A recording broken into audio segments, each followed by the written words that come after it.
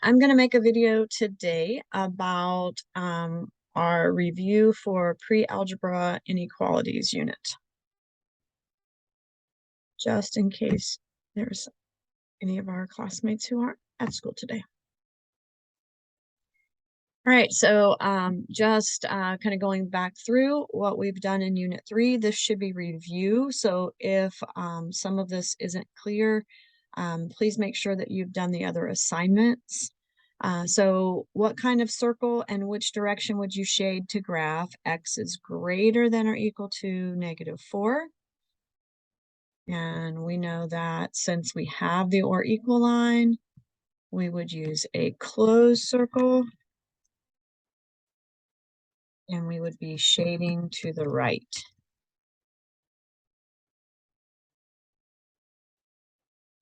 What's special about multiplying or dividing by a negative number?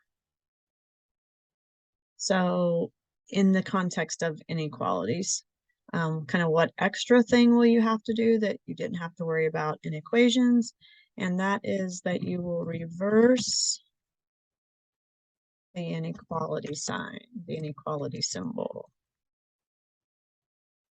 affectionately known as flip the sign. So far, so good, I hope. But those are some reminders as you do the rest of this. You're going to lose some points if you forget about these couple things. So now we have a chance to actually solve and make some graphs. Starts out pretty straightforward. The number lines on your quiz will actually be numbered. In this case, I did not number the number lines. So if I give you something that's unnumbered, you can choose where you're placing your number. Just make sure that it's labeled, that you use the correct circle, and that your shading is going in the right direction. All right. So I'll show you kind of what I mean. So here, I'm going to, of course, need to add 5 to both sides of this inequality to get x isolated. So this leaves me with x, since the -5, +5 would cancel, is greater than -3 + 5 is +2. And again, these two cancel each other out. So I need an open circle at 2. So I'm just going to choose a point on my graph, make my open circle, label it as being 2. And then the shading is going to go off to the right.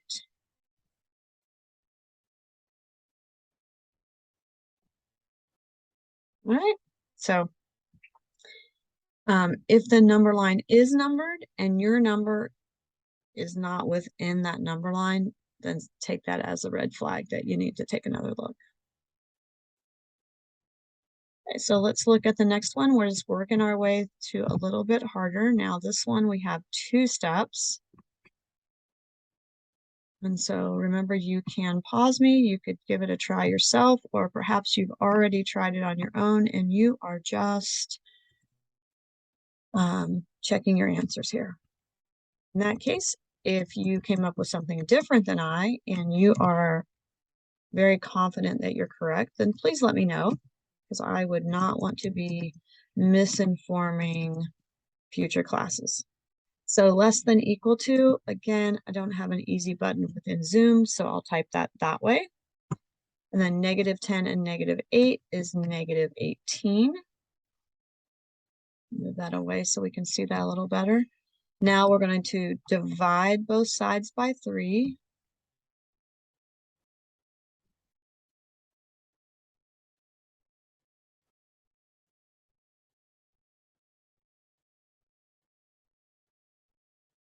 So divide here by 3 and here by 3.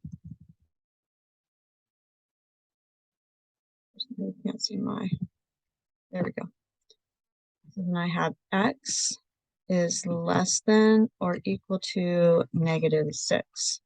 So notice I did not flip the sign, okay? We do have a negative answer, right? A negative endpoint, but we didn't divide by a negative. We divided by +3. So no need to flip the sign there.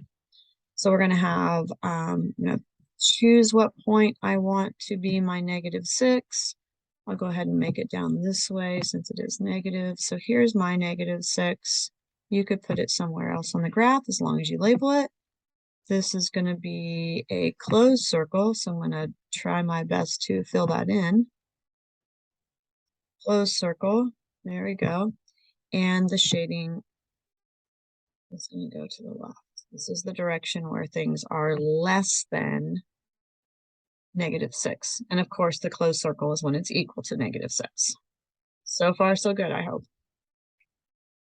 All right. If by chance you are studying this at home and you don't have a paper copy, then I would recommend that as I go on to the next question, you pause, write it down yourself, and then, see how you do before you go on to check your answer with me. All right, number 5, doesn't look like I left very much room here. It's my bad. I'm going to need to add 9. Again, we're always trying to isolate that variable. And of course, that means I'll add 9 on the other side of the inequality also. It's very clunky for me to do this without the iPad, so thank you for your patience. So my -9, +9 cancels out. I'm left with x divided by 3 is less than -3. And then to get rid of the divide by 3, I'm going to multiply both sides by 3. So I'm going to take multiply by 3 over here, multiply by 3 over here. This 3 gets rid of the division, just like the plus and -9 got rid of each other, and then we're left with x is less than -9. And notice it did not flip again because we multiplied, but we multiplied by +3. So I'll just go ahead and slide -9 right here. This time I need an open circle because there is no line underneath the inequality sign. It does not say or equal to. And my shading is going to go back to the left. Touchpad writing is no easy task. All right, so next up, we have 2 steps. So still another 2-step problem. By the way, on the last problem, you could have chosen to multiply everything by 3 first, but then every single part would have gotten multiplied by 3. Your final answer should be the same. So here, to get my x isolated, I'm going to undo that, subtract 8 by adding 8. Of course, I'll also have to add 8 to the other side. Then what we have after that is that -2x is greater than or equal to 10. We're going to divide both sides by -2.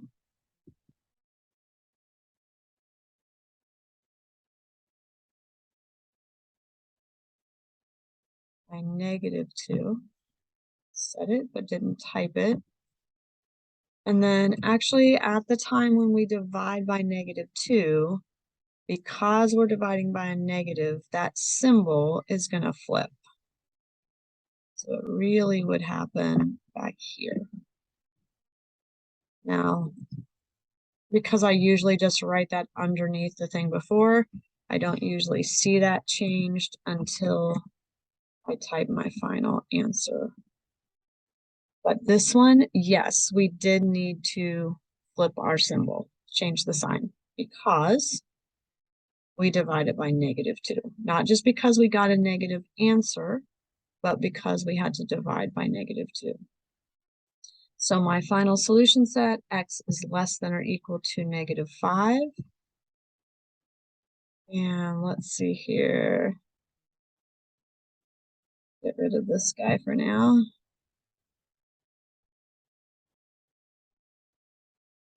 So we're going to have a closed circle at -5. I'll just make this my -5. Again, I don't really care where you put it, as long as you label it. And my shading would go this way, and then I would need to label this either under or above as -5.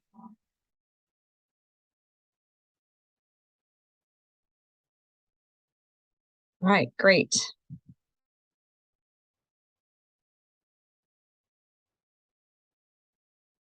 This is like teaching with one hand behind my back. Number 7, as with a lot of things, there is more than one way to do this problem, but I'm going to distribute, and if you choose to divide first, we're going to get to the same place at the end. All right, so I'm going to do -3 times 2 is -6. -3 times n is -3n is less than -27. Now I have 2 steps. I'm going to add 6 to both sides. My -6, +6 canceled out. I'm now with -3n is less than -21. So we'll divide both sides by -3. We insert these lines so that that does not look like I'm subtracting. So those canceled. Dividing both sides by -3.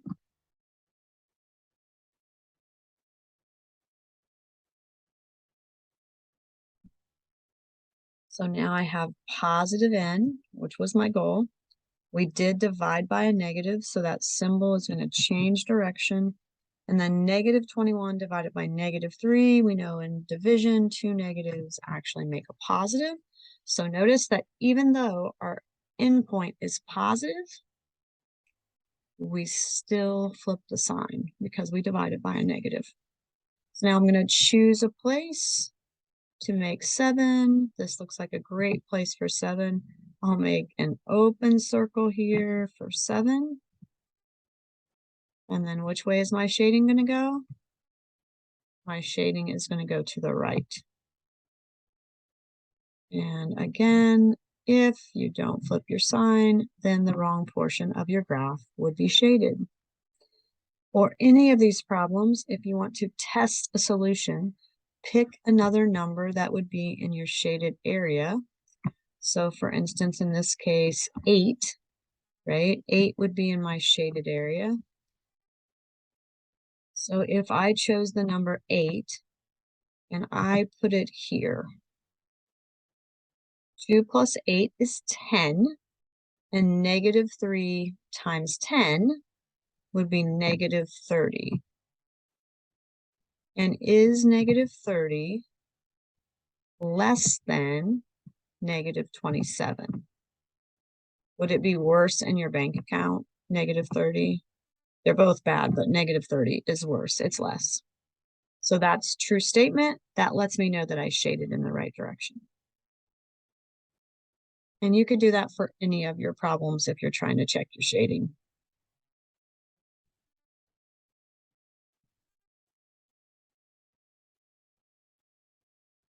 Okay, so number 8, we need to multi-step. We're going to need to get our variables on the same side.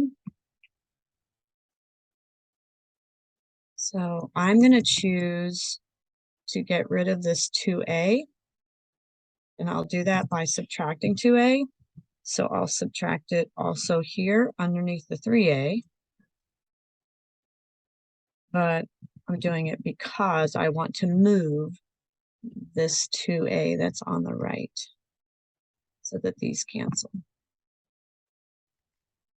After I've subtracted 2a on both sides, now I'm left with 8 is greater than or equal to 3. 8 plus a, duh. 8 plus a is greater than or equal to 3. And you could type 1A if you want, but remember 1A is just A.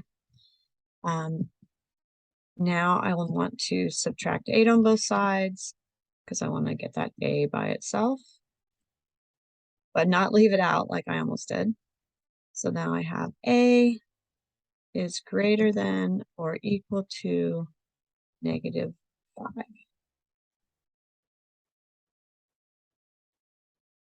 So on my number line, I choose a spot to be -5. I'm gonna make a filled in circle there. Okay, so I want that circle to be solid. And then my shading greater than or equal to would go this way. And it would include numbers such as somewhere down the line here, 4, 3, 2 would be 0. Right? All right, fantastic.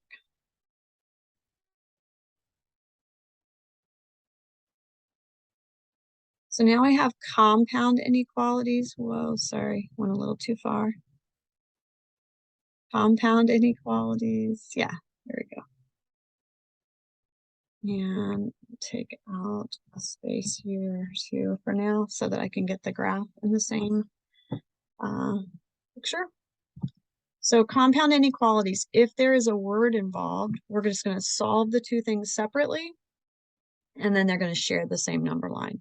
We should anticipate that in OR, the shading is going to go away from each other, Sorry, my background is taking away my, you can't see my fingers, but it's going to go away from each other.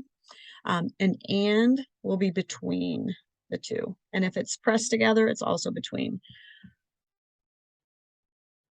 All right, so let's see here.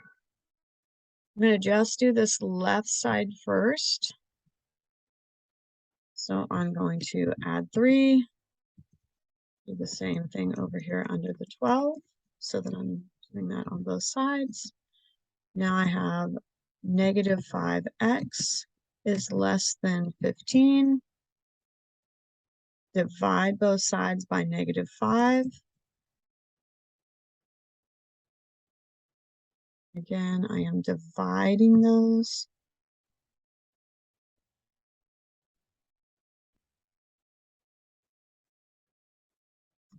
And so I have x is greater than -3. The symbol did change. All right. Got things way pressed to the side, but let's see what's happening. And then on the other side of the OR, we'll do another 2-step problem. So over here, I'll be subtracting 7 on both sides to get rid of that 7 so that we're getting the 2x and eventually just the x by itself.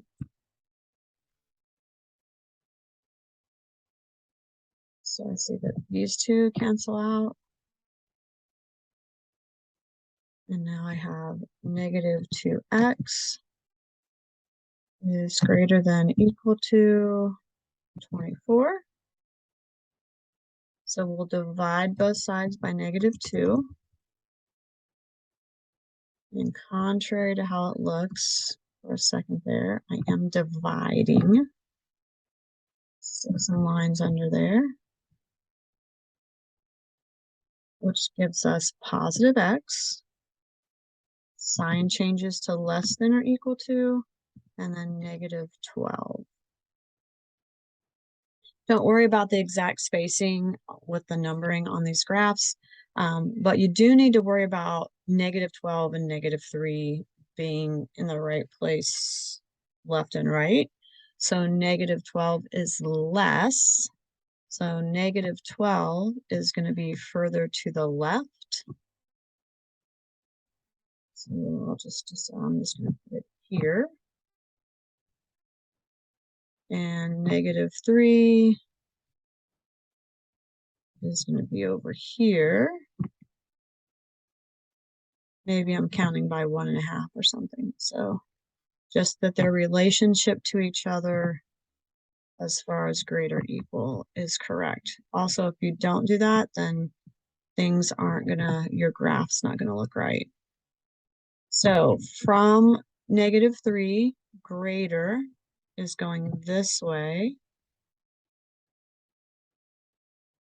Less than or equal to -12 is going this way. And as we see, and as we should anticipate, when my answer or my whole question to start with is an or, so x is greater than or equal to greater than -3, or x is less than or equal to -12, things are going to go away from each other. All right, we have a couple more compound inequalities, and then call it the day. Tried to give you lots of space here on paper, but that's not working out so great for my drawing. All right. Okay, so this time we're gonna subtract 2 on both sides. I'm gonna try this with my touchpad. This is gonna cancel out. I'm left with 3x. Doesn't look quite as neat, but I think I'm a little bit faster. 11 minus 2 is 9.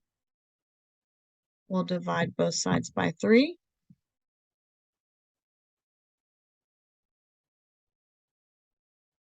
And x is less than 3.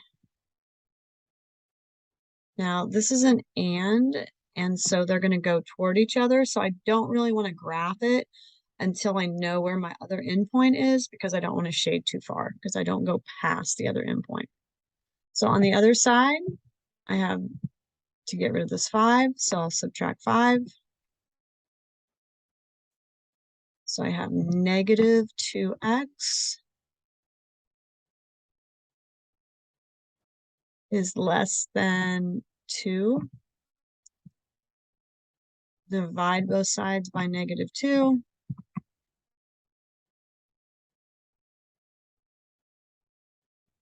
This would be carpal tunnel for sure. We did divide by a negative, so the symbol needs to change direction to be greater than, and this is -1. All right, so if I make this -1, and this one 3, they both have open circles. And this is and, right? Still and. So greater than -1 is coming this way, but it also has to be and less than 3. So my shading then is between these two numbers, between those two numbers. All right, very well, very well. Again, if I move on, you can always rewind.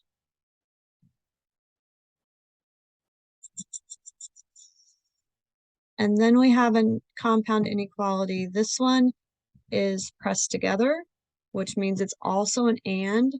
You could split it up using the entire middle for both, but I'm going to show you here how you could do it all at once. And it may help to draw a line through here and a line through here to help see the 3 sections. You're trying to get the x by itself, so we want to get rid of that +4, so I'll subtract 4. I'll do it here, of course. I'll do it over here. And because I'm trying to do 2 problems at once, I'll also do it over here. Yep. So then after I've done that, this 4 is gone. Then I have -9 is less than 3x is less than or equal to 15. And then all three sections get divided by -3, or by +3, my bad. Get divided by the 3, whatever that coefficient of x is. If you choose to break a problem like this up, then at the end you need to press it back together, which sometimes gives people difficulty. So if you can just leave it together, that may be easiest. Less than x, which is less than 5. So notice how x is between -3 and 5, and that's how we're going to be making our graph. Here's my -3. Somewhere down here, don't get too concerned about exactly where. Here's 5. Things will be numbered on your quiz. Open circle, because neither one has the or equal line. And the shading is in between the two of those, just like the x is between. So that's just another way to write an and. So these numbers, x is greater than -3 and less than 5. All right, I hope you'll do an awesome job. Thanks.